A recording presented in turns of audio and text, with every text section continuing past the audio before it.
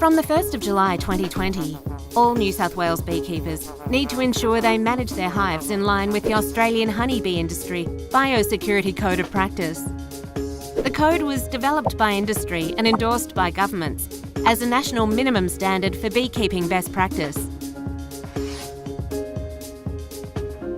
Beekeepers need to review and update their management practices to meet the minimum standards in the code.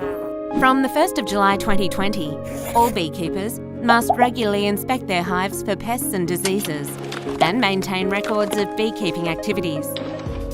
Beekeepers managing 50 or more hives must also educate themselves in pest and disease identification and management, submit an annual honey sample for testing, and submit a declaration when renewing their registration.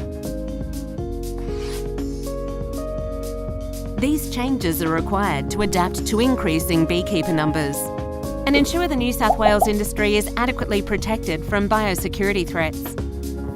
If all beekeepers comply with the code, together we can reduce the spread of bee pests and diseases that impact hive health. Finding, managing and reporting established and exotic bee pests will enable faster response to outbreaks. These changes will also bring New South Wales into line with other states and territories where the code is already mandatory.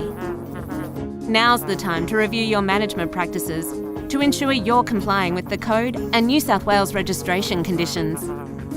New South Wales DPI is here to support beekeepers with these changes and protect our vital industry. Be ready for the changes by visiting www.dpi.nsw.gov.au/bees. Biosecurity. Be part of it.